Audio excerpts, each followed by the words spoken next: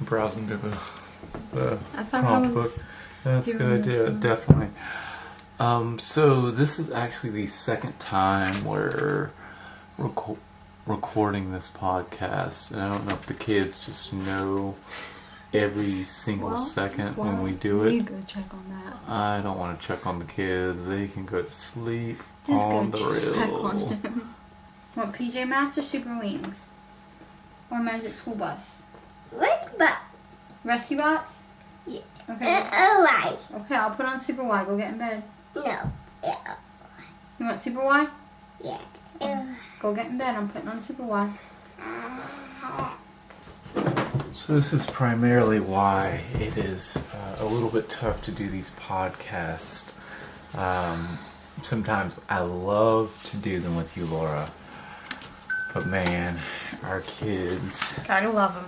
Okay, so today we're doing differences. And earlier Will had a hard time understanding what the request from John Ryan was. He meant our differences and our relationship and how we make that work. So, I'm gonna lead this one. Oh snap, Laura's leading the podcast. Yes.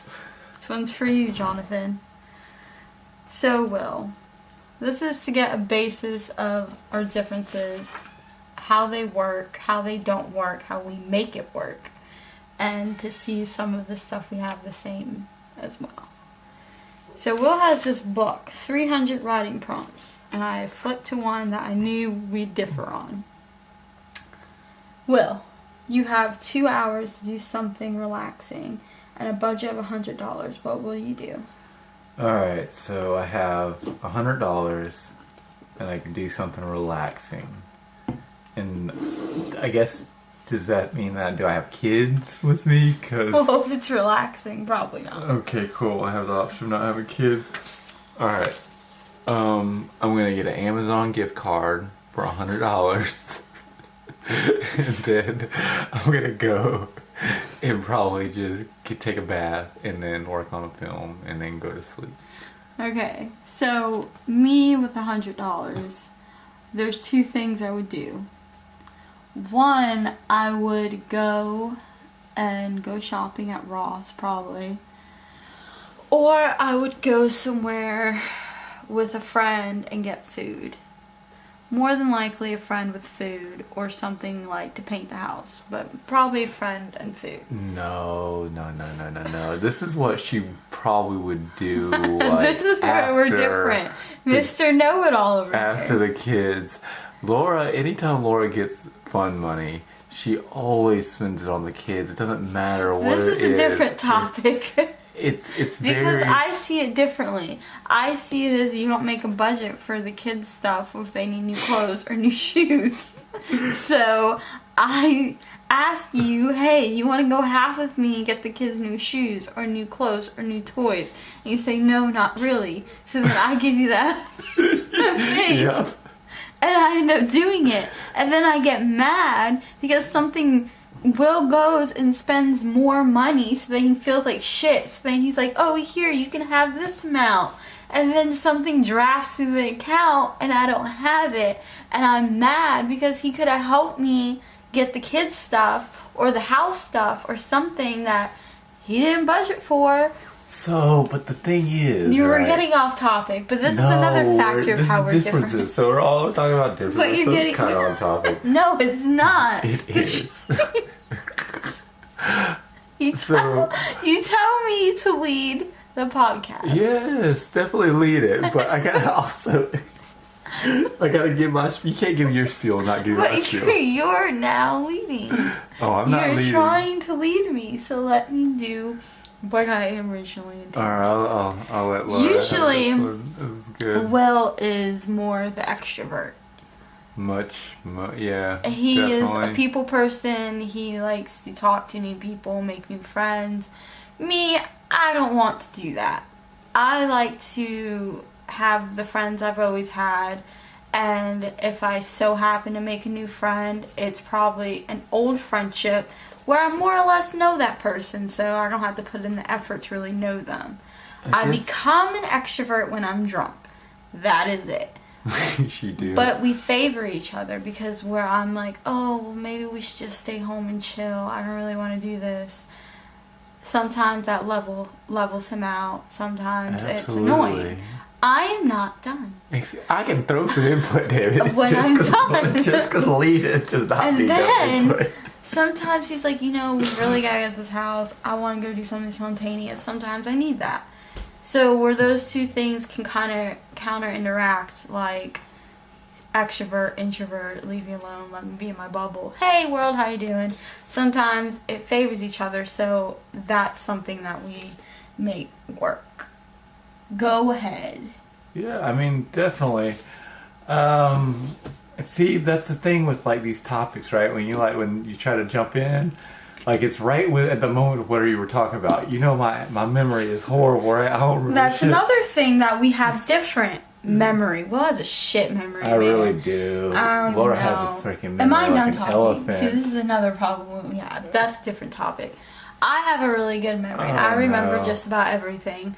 And sometimes it bites me in the ass. Sometimes it bites him in the ass. Oh, it bites me in the ass like gnats. Like it's a lot of times it's bitten me in the ass. Bite, but They do. It's possible. They bite you. Aren't they just flies? But at the same time, Laura's memory, I am able to benefit from that quite a bit.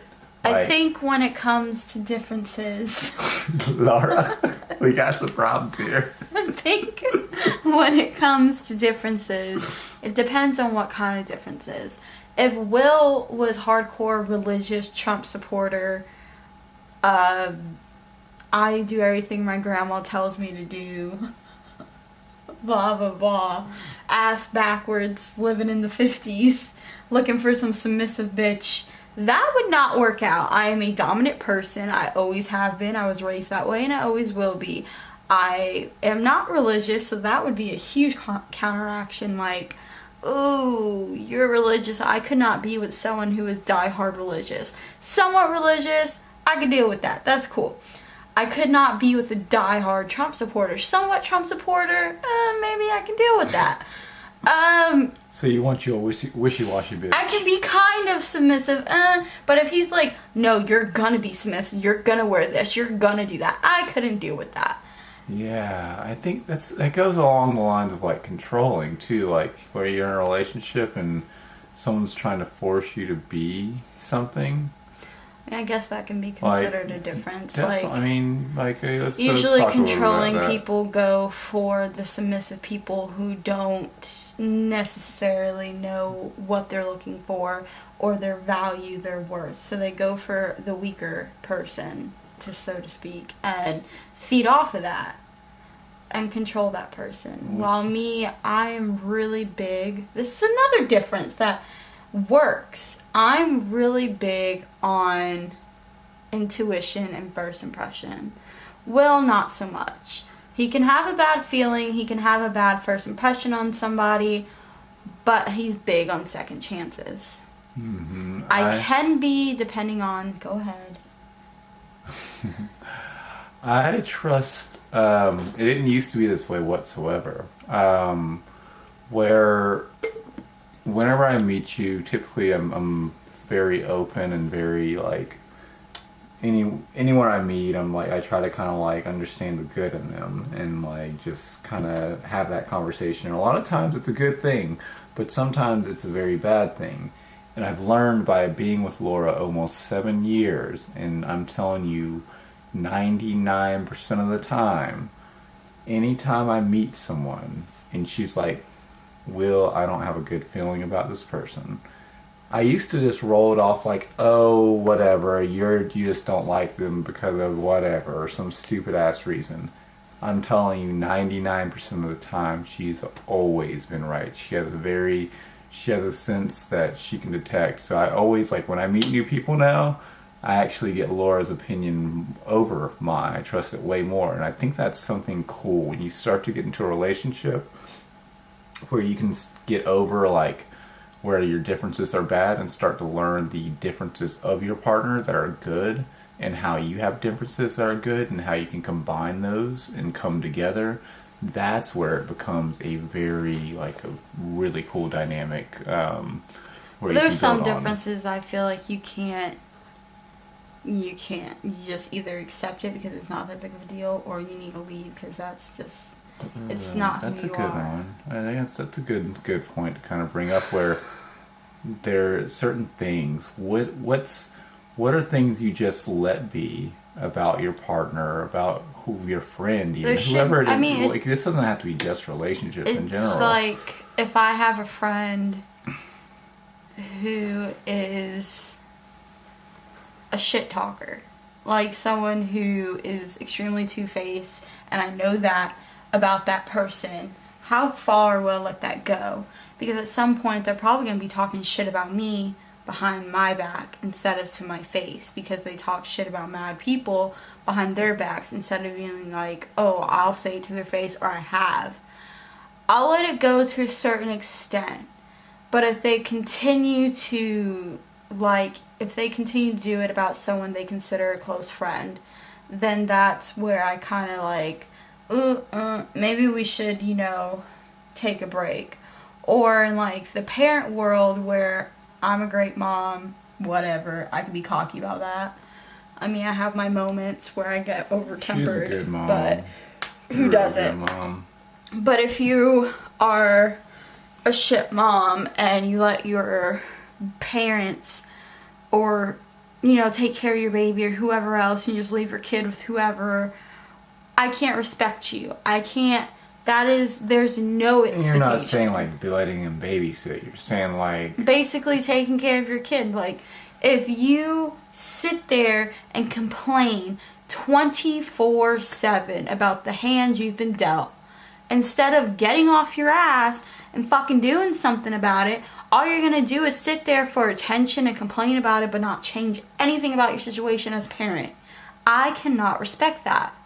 I've been in some shit situations as a parent, pregnant with toddlers, or 2 toddlers and pregnant.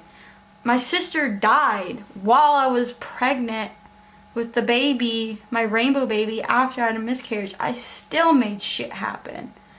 You can do it too. It's not easy, but you can do it.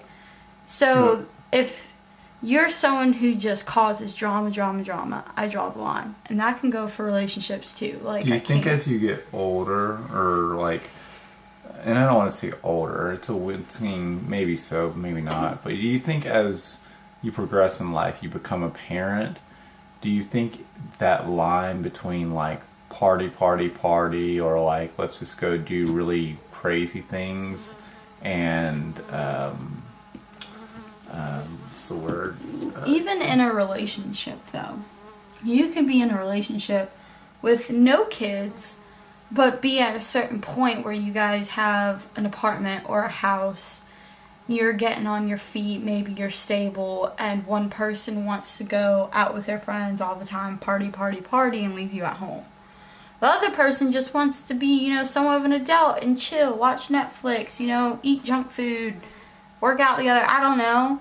That probably wouldn't work for me. Like, yeah, everyone goes through their phases, but if it's like an every single weekend thing, that's probably not cool. So bringing it back to like the relationship, like, what are a couple of things that bug the hell out of you, but you've just kind of let go because they're not worth the argument, or they're just not worth your sanity? With you? Yeah. Your fiblets. Fiblets? What does that Like, mean? we'll go out to a movie and you'll be like, oh, that was a really awesome movie. I really liked it. That was so good. And then somebody will ask you about it. And then you'll be like, it was okay. Oh, you're talking about my wishy-washy reviews of like back and Not forth? just reviews, but I mean, you do with other stuff too. Like the whole orange juice epidemic, where when we first got together, you told me you hated orange juice. I was like, cool, I hate orange juice. Never have to drink it in front of you or have it in the house, what the fuck ever, cool. Kind of find out this motherfucker loves orange juice. I love me some orange Dumbest lie, but he said it. I don't even remember saying it, though. It doesn't matter. That's the You thing. said it. I remember. See, this is how it works. Um, I think as you get older, certain differences annoy you. Certain differences you can let go, and some you just It changes. So with Laura, like when I first met Laura, when I first saw you interact with like your family, I literally thought they were gonna like tear each other's hair. I thought, I was like, man, you guys are really pissed at each other. Come to find out, it's just how like they interact. And like it took me a while to kind of get over that difference until I just realized that was like the normal, and I had my own little normal with my own family or whatever, and like that's just, it was just, you know, something that I was like, I thought that Laura needed to work on, when it really was just like, that's just how she is and that's how her family is. Shut the fuck up, Will. Some other things, things that you do that I don't really. Well, let's change the things that you do that I wouldn't be able to accept. Well, I mean, I wouldn't say accept, maybe things that we just argue on constantly. I mean, Because that'd be more. Laura gets on to me daily, weekly about picking up something here or cleaning up something there or leaving something I'm more everywhere. of the neat freak. You see, that's another favor, but it's a big difference that annoys the shit out of me. Will is not the cleanliest of clean. I didn't used to be, and then I don't know what happened. Complete 360. Here I am, like almost a Mr. Clean like, type of clean. Almost Mr. or Mrs. Neat Freak over here. I mean, sometimes I don't give a shit. Sometimes it is what it is. Most times I care how clean my house is, especially having 2 toddlers and an infant. Will over here is just throw this here. See, I just folded pants for the kids and I need to look for something, so I'm just going to throw it all over the floor. I'm not going to hit the start button on the dishwasher after I open it. No. Laura's the worst about clothes all over the floor. Yeah, but if I folded them and put them in a pile to eventually put away. Eventually. And then you come looking for something, see they're folded, and then dig through the fucking pile. It's like, dude, I was going to hang those up in a week. Laundry is something I slack on. I do not hang up laundry as often as I should, but I do laundry almost every day. So, kind of pulling it back in a little bit, like, I think that when you're in a relationship and you get stuck on all the things that are different about each other and you think of it in a negative sense, it starts to become a pros and cons thing, where like, oh, this person doesn't do this, and this person doesn't like to drink coffee, and I love coffee. This person doesn't like to go on hikes, and I love going on hikes. This person you see, now that I'm thinking about it, you can't be nitpicky. Yeah, you really can't, and I don't know. You can for certain things. Like if you're attracted to a certain type, okay, cool. But because they have a different like in coffee or, you know, something small that you can probably work through, don't be nitpicky. You'll end up alone. It drove me insane originally that Laura didn't want to go on hikes with me. Like, it was something I really wanted to share with her. And Laura's just not the hike person. And I think this really comes back to something... To a waterfall, I can be depending on the hike. I'm not going to hike to see the top of a mountain. That's just not To be fair to this situation, though, the very first date... I'm never going to let this go. The very first date that we had, I took her up to Black Balsam. It was not the first which date. Well, one of the first days. It was the second date. I took her up to Black Balsam, which is like, if anyone doesn't know this or isn't in Asheville or whatever, it's like a super awesome 360 look around like the Appalachian Mountains or whatever. And I was like, wow, this is amazing. Isn't this amazing? You're like, yeah, I love this. And it's like, I didn't know you liked hiking. You're like, yeah, I love hiking, or I like hiking, or something like that. Well, because at the time, I mean, everyone does that, but at the time, in high school and middle school, I hiked everywhere. Shit, my mom didn't have a car, I took the bus and I walked. And there was this awesome trail that I'm too pussy to walk now. But me and my best friend at the time, Tiffany, we would go hiking this shit every day. And it was so cool because it had these... It was like an abandoned town almost. They had an old gun range. They had the old ash. It had the old Asheville water tank. crap ton of bear caves, like these I old. don't fucking know bears. It had like these old cabin-like houses. It was pretty cool, and not many people knew about it. We found it randomly one day. So at one point, I used to like to hike.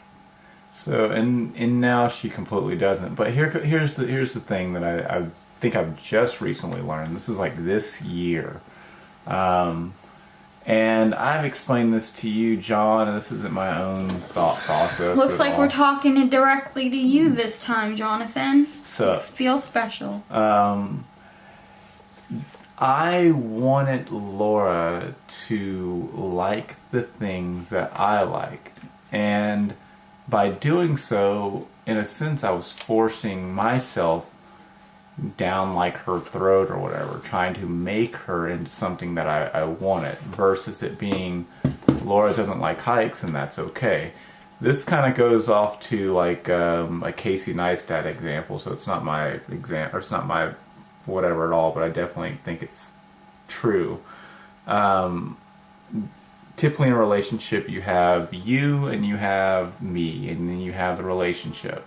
And in most relationships, you try to combine me, you, and the relationship, and it all becomes like you get picture if you had circles or pennies, and you put them all on top of each other. Either I'm trying to force myself down your throat, or you're trying to force all your beliefs on me. And instead, the best way to look at it is like I have me, and I do me, and Laura is her, like she's you, or this is getting weird. And then you have the relationship. And instead of forcing the relationship into like one of these big old little things, it's just like we share a relationship, but she's her own person and I'm my own person, and that's okay. Relationships are also about differences. While those exist, and you either decide if it's not worth it for you or it is worth it regardless of how many differences you have. Similarities help. I think opposites do attract, because why would you want the same person? That would just be annoying. But there are some things that you have to have in common. Like, again, me and Will are not very religious. I think general beliefs, maybe? Is it because, like, if you differ on a lot of your core principles or core beliefs, that might all that clash. Like, if you were into... Like, we both hate seafood. That is a big deal to me, because I couldn't necessarily be with someone forever who's in love with seafood, because then I have to go to seafood places. That's seafood. Let's think a little bit deeper when you're thinking about a relationship, right? Well, that could be make it or break it. Would I want to go and have to be forced? Yes, to be forced to sit in this nasty smelling place to eat seafood.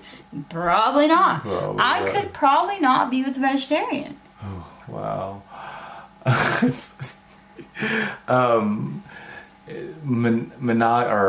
Monogamy, right?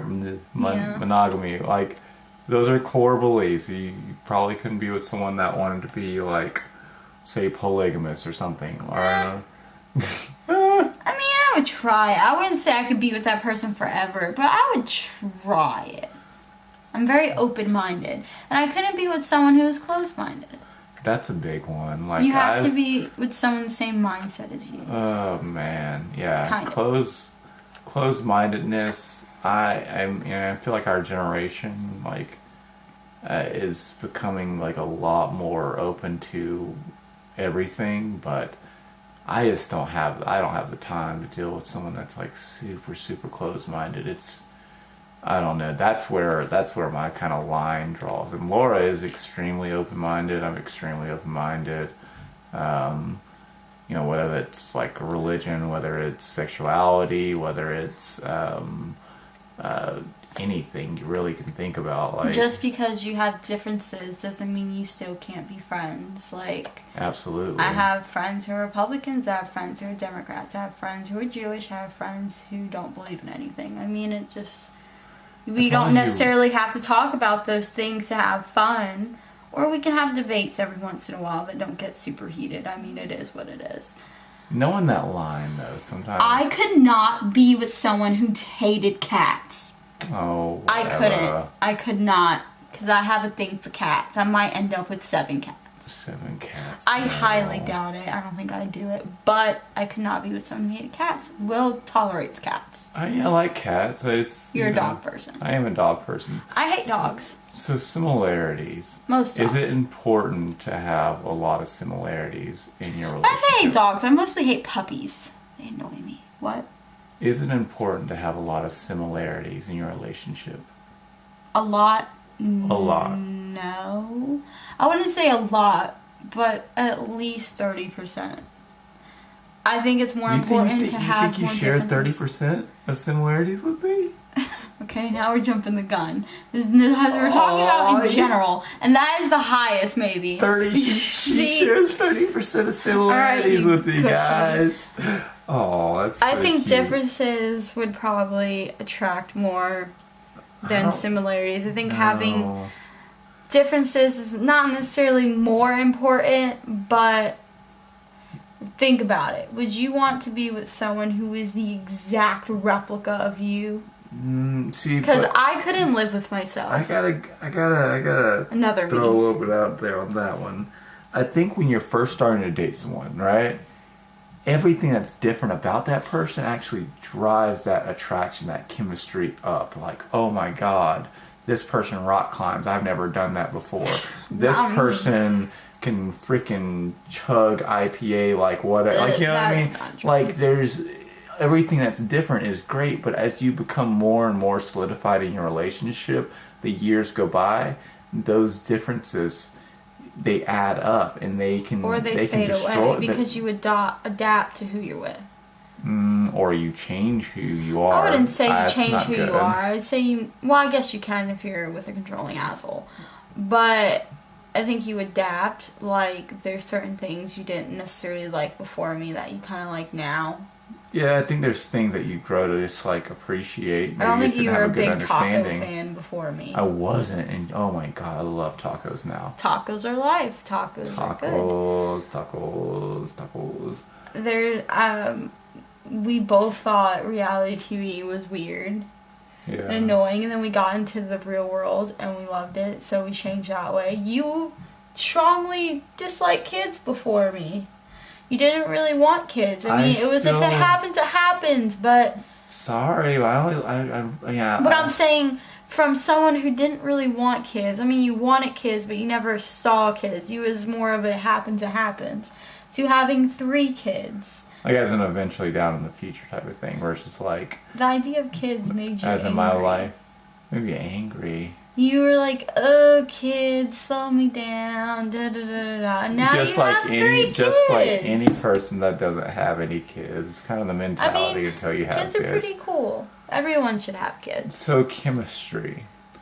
How important is it? And Chemistry, how can like you tell if you have chemistry with your in your relationship? There's, I guess, many ways you can tell. Like, some people just ding. I knew the chemistry when we kissed the first time, and you can feel it. How your views on marriage. It's like some people nowadays don't want to get married. Some people want a fairy tale wedding. Some people want to take the husband's last name. Some people want to take the wife's last name. Is that part of chemistry? Yeah, because it's like, yeah. I don't know how to explain it, but I would assume. When you say chemistry, do you mean like sexual attraction or mental? Both. I mean, because that's what I'm going at. I'm trying to get at both. Like, mental chemistry could be like you can stay on this person. You stay on the phone with this person all night till you fall asleep and never run out of something to say with awkward silence. That's a big thing because I think mental chemistry is just as important as sexual. And sexual is like, oh, I can't keep my hands off this person. Been married 3 years, been together 7 years to have an awesome sex life. So yeah. So how do you keep the passion going when you've been with someone for, let's say, 2 years, 3 years, 5 years? How does it not feel the same every time? Well, because we still experiment, we still switch things up in the bedroom. We're not like plain Jane. What about like dates and stuff? Like That's a little harder because we always end up doing the same thing. I think mainly because we have kids, so we're on a time schedule when it comes to a babysitter. is there something wrong with that, or is Yeah, that like... you get too comfortable. I mean, some comfortability is fine in some aspects. Like, you know, I really like Five Guys, so if I'm having a bad day and we somehow get a babysitter, it'll probably take me there. Or, like, I liked when you used to make me flowers, like paper flowers, and you don't do that as much as you used to. I've done that in like the last been a 2 year. months. No, I made... The last time I made paper flowers was a few months after Sissy died. Oh, okay. It's been about a year. And I think sometimes getting back to the things that made you fall in love with that person. Like, I have a friend, and sometimes her husband randomly buys her blankets, and she loves that because she loves blankets. I buy him orange juice a lot because he really does love orange juice. So if I'm at the store and I'm getting myself something to drink or the kids and I see orange juice, I'll just bring him orange juice. What do you do for me? What do I do for Laura? Little things, like, do you randomly bring me? Typically, what I do... When I'm mad at you, you bring me my favorite candy. Yeah, that, but because we're so ingrained, we have kids, and kids... God, I love our kids to death, but it's very overwhelming. A lot of times when I can tell she needs some time, or I want to do something nice for her, I'll try to take the kids out, or I'll try to take them out of her hair. She does this a lot, probably more than me, and doesn't really say that I'm doing this to, help you have a better day, but she'll just take the kids out just so that I have like a break from the kids, which allows me to reset. And I definitely think that's part of like a loving kind of thing. Well, I said that I do that for you too, but I said that you probably do it for more for me. I do. Because you get flustered really fast. The little things matter, I think, when you've been together for so long, because it's so easy to get comfortable. But you should also push each other out their comfort zones. I don't like to be filmed, but sometimes I'll do it and be happy about it instead of being a cunt.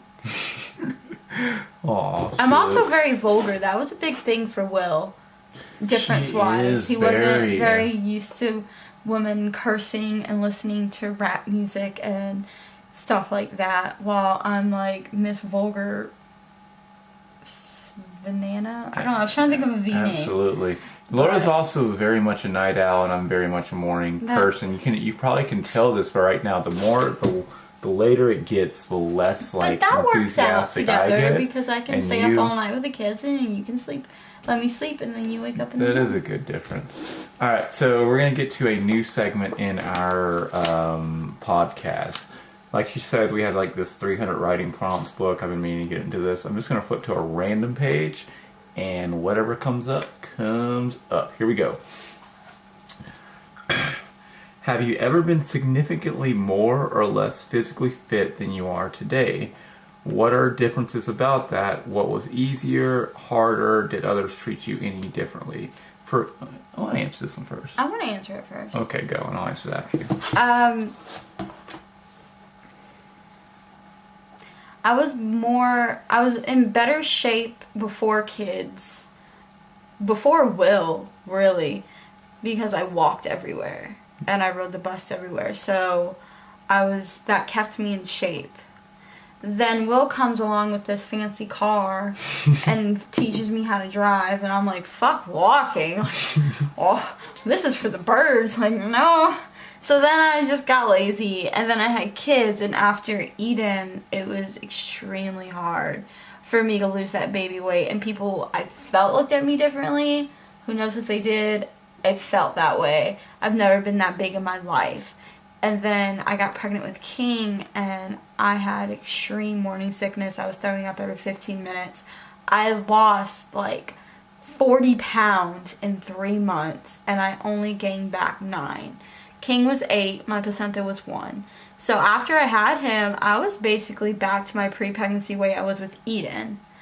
Then I get pregnant with Titan, and I only gained a few pounds, and I'm back to my pre-pregnancy weight, or at least almost back to my pre-pregnancy weight I was with tighten, and I feel good about it. I'm not some little twig. I feel like I look better with more meat on my bones, and my boobs look a lot more perky now. Oh, she got some nice curves. And my ass is Done bootylicious. again. I Yes. just love it. Me too. So for me, growing up, I always was skinny, like really skinny. You're still skinny. Yeah, but I felt uncomfortably skinny. Like Stop drinking my soda. yeah, I drank a lot of your soda. Fuck you.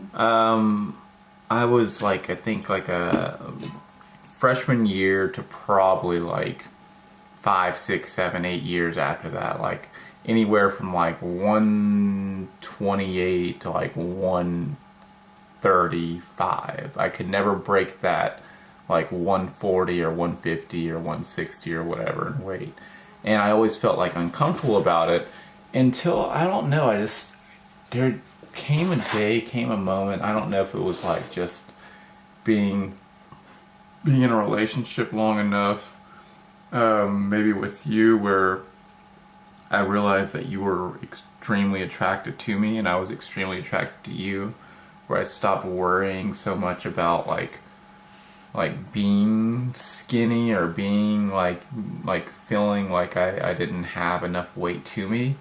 And then I feel like when I stopped worrying about that, I don't know, eventually I gained even more weight, like Lucky 140, you, though. 150. You could work out for a week and be buff as fuck. I could work out for a week and still look the same. It's very true, but it's also one of those things where it can happen fast and it goes way fast. So, like, if I start working out, like, truly putting my mind to it for 2 weeks, I can get muscles like a mofo and, like, look good, feel good, everything like that. If I stop doing it for, like, a month or so, everything kind of starts to slim down. But I think it also comes back to not about just, like, your weight and anything like that. It's just about feeling comfortable in your own body, and no matter what your weight is, no matter what it is, having confidence in yourself and knowing that you look good, knowing that you love yourself is much more powerful than like some goal or some whatever. So and I used to like not like my nose or whatever. Fuck, I love my nose now and all sorts of shit. Like, you know what I mean? What about your weird elbow? My elbow. Well, I don't care about my elbows. It's God, just, I think it's just my weird. it's just my knees. I got old man knees. Like they pop. Like, It's funny. Laura, throw us another one. What is the best pickup line you know? The best pickup line, you know, the line that I use to get you to be my girlfriend. I tell it better than you. Oh man. I said. No, I tell it better than you. Okay, go. We were sitting on the bed making out, and he said, "So, when are you gonna be my girlfriend?" And I said, "So, when are you gonna ask me?" And then he paused for a second and said, "So, wanna be my girlfriend?" I said, "Sure." And then instead of tacos, he gets me Italian, so it was okay.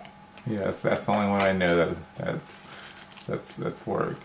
Alright, one more and then we're on to Q&A, I guess. This is Q&A, actually. It kind of is. What other but fucking Q&A is there? No one. Ask us questions. You give us feedback, but ask questions. And then we'll try to answer them here. We will, because it's not like anyone else asks us questions. Even if you don't want to put it on the little comment box. You're making us sound like a Send desperate bitch. messages. What? You're making us- I'm thirsty for questions. I'm not scared to admit it. Alright, what takes too long? You to get ready to leave the house. I will have me, all 3 kids, plus the diaper bag ready. And this motherfucker had 30 minutes to an hour to get ready. And he waits so I'm like, okay kids, let's go get in the car. He's like, hold on.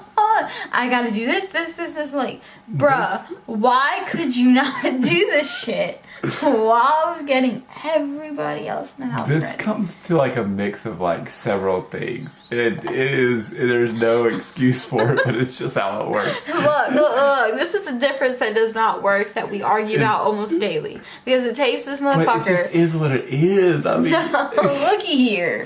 looky here. So, Laura's absolutely right. I used to be like, oh, I'm throwing my shoes on and I'm out the door, right? Never. But I don't know. I got all these electronic things that I gotta get ready. Just sits around doing God knows fucking what, jacking off in the bathroom or something. But I'm sitting here doing the groundwork. I mean, I'm getting the kids ready, all that. You know how hard it is to get 3 kids ready, 2 of which are toddler? No, I want that shirt. No, I want that shirt. That's Eden's shirt. That's why our kids are pretty much naked all the time. No, they're always naked. It's summer. I don't give a shit. So, I mean, they don't go naked in public, mainly in the house. But then I'm like, let's go get in the car, kids. They're all excited. Yeah! Ah! They're amped. They're like, yeah, I gotta get my rescue bots and we're gone.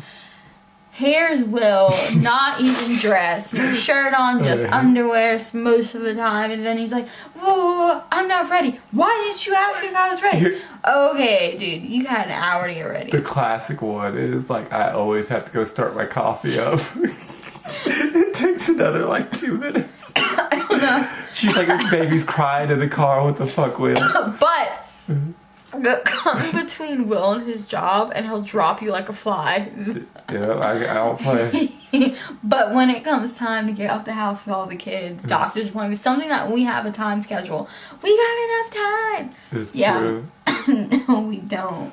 So true. Okay, so ask questions. Last one. How do you deal with exes? Depending on which kind of ex. Like, just how do you? Okay, so okay, my most recent ex, I don't talk to. He's a piece of shit. The one before him, we converse every once in a while. Well, let's think. I don't want to like generalize it just down to there. Like, I want to be like, okay, you just got out of a relationship, right? How do you get over your ex? I don't know. And how do you? I'm asking you first. I'll answer the question. How do you get over your ex? Honestly, how did I get over my ex? It was not the most recent one. Was not. I mean, when I say most recent, I mean like 8, 9 years ago. It's been a long time ago, but I'm talking about like freshman year of high school, a long time ago. It's been a while. I got high a lot. I got drunk a lot, and I had a lot of sex, and that's. I mean, I was in high school. It was my first love. It was a horrible relationship that should have never happened. So I wasn't as attached as I thought I was by the time it ended. So, I guess for me, getting over exes, and this kind of went for me, and I think this also goes just for a lot of people probably, is after you get out of a relationship or one that you feel is like super serious and you're all heartbroken and all that stuff, the main thing that you really need, and you'll read this on the vlogs and everything, on the articles, vlogs, whatever, all the time, but it's super important that you have a support system. You have someone that you can talk to, whether that's like a really good friend or a couple of buddies that you just hang out with. You need someone around to help keep your mind off of that person, because either one, you're gonna be sending texts, or you're gonna rebounding, or you're gonna just like it's good thing not Facebook has a block button. That block button. You know, you couldn't block numbers when I was a freshman in high school. You had to go to the company to block the number. Now you can just go on your phone and hit block caller ID. That's true. Simple. Finding a hobby really is another big one. Just consuming yourself with that. I think that there's no easy way to get rid of like the pain of like right off the bat, unless you say you have someone that you just like jump into a relationship with, which isn't a good idea as a rebound. But I think it's almost like a CDRW. Do you guys remember those? CDRW. No, because we're 6 years and 2 months, almost 3 months apart. You can't see that, but I was screaming in his ear. To give you an idea what a CDRW is, it's like a CD that you can rewrite on, but it doesn't rewrite that well. Relationships, imagine like That's a dick. You've burned these 18 songs onto the CDR. So basically, don't bring your baggage into your new relationship. Let it go. I know it hurts, but don't bring your baggage into it. Damn, I ain't finished my CDRW That's basically example. what it is. No, it's not. It was about as you make more memories, as you eventually get into another relationship or you hang out with more friends and kind of enjoy So yourself, don't bring baggage. there's certain things that you might have done with that past person, that ex, that you start to do with other people, and Like you're the able car? to, yeah, like the car. Oh my God. How long has it been now, Will? It's been almost 7 years. Let it go, Laura. Never. Never. Pretty much, to summarize this in 10 seconds, because we're rolling over, is as you experience more things with new people, those things that you experienced with that old ex will become less and less. You won't feel them as I much. basically summed that up in 5 seconds. Don't bring old baggage into new relationships. I'm still not getting at that, but that's okay. Open All right, minds, so- open minds, open hearts. So to wrap up this Ask questions. podcast, differences. Ultimately, do they make a better relationship or make it worse? Differences that are not make or break, they make it better, in my opinion. If they're core differences like beliefs, how you should raise your kid? what? How you should raise your kid? Do you think Yeah, I thought you said rate your kid. I was Oh. gonna say like what now? But raise your kid, yeah, that could be a huge difference. We raise our kids fairly how we wanted from the get-go. We've had pretty good Yeah. beliefs on how we both wanted to raise our kids. But they can do more good than harm if you can honestly see yourself working past it and putting the time and effort. But if you can't, don't force it. Some things aren't meant to be. Yes, don't lose yourself to another person. Always be yourself and then have that relationship with that person. Or don't, if they're trying to force their shit down your throat. Alright, catch you guys next Monday or Tuesday or whenever we put this shit out. We're trying, but we need questions. And someone become a babysitter so we can actually get these things out on time. Oh, and if you view it, like it, share it, ask questions. Like if you actually view it, like if you listen to the whole thing. So we can know That'd be who's dope. actually listening to it. Like, do it just this one time. Anyone that listens, just like it. And we'll know, or like it or share it, and we'll know that you're listening. Or ask a question, that'd be great. Maybe we'll shout you out. Alright guys, peace. Bye.